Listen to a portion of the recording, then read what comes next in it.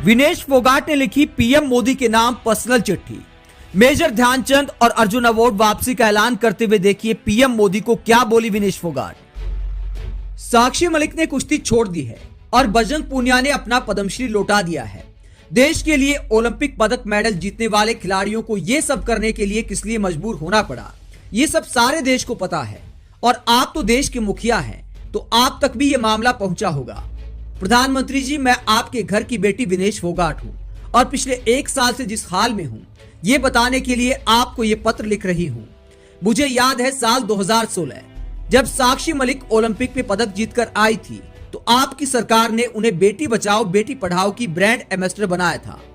जब इस बात की घोषणा हुई तो देश की हम सारी महिला खिलाड़ी खुश थी और एक दूसरे को बधाई के संदेश भेज रही थी। आज जब साक्षी को कुश्ती छोड़नी पड़ी, तब से मुझे ये साल 2016 बार बार याद आ रहा है। क्या हम महिला खिलाड़ी सरकार के विज्ञापनों पर छपने के लिए ही बनी हैं? हमें उन विज्ञापनों में छपने में कोई ऐतराज नहीं है, क्योंकि उसमें लिखे नारे से ऐसा लगता है कि आपकी सरकार बेटियों के उत्थान के लिए गंभीर होकर काम करना चाहती है। मैंने ओलंपिक में मेडल जीतने का सपना देखा था, लेकिन अब ये सपना भी धुंधला पड़ता जा रहा है। बस यही दुआ करूंगी कि आने वाली महिला खिलाड़ियों का ये सपना जरूर पूरा हो। पर हमारी जिंदगियां उन फैंसी विज्ञापनों जैसी बिल्कुल नहीं है। कुश्ती की महिला पहलवानों ने पिछले कुछ सालों में जो कुछ भोगा है, उसे समझ आता ही होगा कि हम कितना घुट घुट कर जी रही हैं।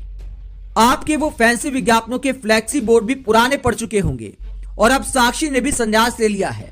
जो शोषण करता है उसने भी अपना दबदबा रहने की मुरादी कर दी है, बल्कि बहुत भोंडे तरीके से नारे भी लगवाए हैं। आप अपनी जिंदगी के सिर्फ 5 मिनट निकालकर उस आदमी के मीडिया में दिए गए बयानों को सुन लीजिए।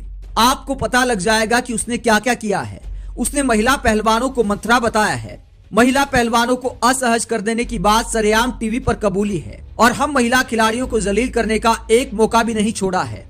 उससे ज्यादा गंभीर ये है कि उसने कितनी ही महिला पहलवानों को पीछे हटने पर मजबूर कर दिया। ये बहुत भयावह है।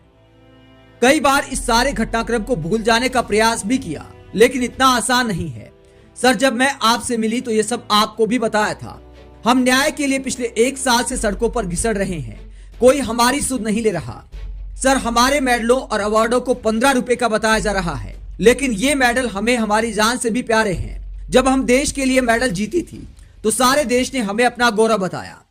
अब जब अपने न्याय के लिए आवाज उठाई तो हमें देशद्रोही बताया जा रहा है। प्रधानमंत्री जी, मैं आपसे पूछना चाहती हूँ कि क्या हम देशद्रोही हैं? बजरंग ने किस हालात में अपना पद्मश्री वापस लौटाने का फैसला लिया होगा, मुझे नहीं पता, पर मैं उसकी वो फोटो देखकर अंदर ही अंदर घुट रही हूँ। उसके बाद अब मुझे भी अपने पुरस्कारों से घिन आने लगी है।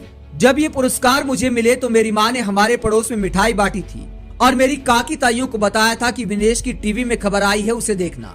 मेरी बेटी पुरस्कार लेते हुए कितनी सुंदर लग रही है। कई बार ये सोचकर घबरा जाती हूँ कि अब जब मेरी काकी ताई टीवी में हमारी हालत देखती होंगी तो वे मेरी माँ को क्या कहती होंगी। भारत की कोई माँ नहीं चाहेगी कि उसकी बेटी की यह हालत हो।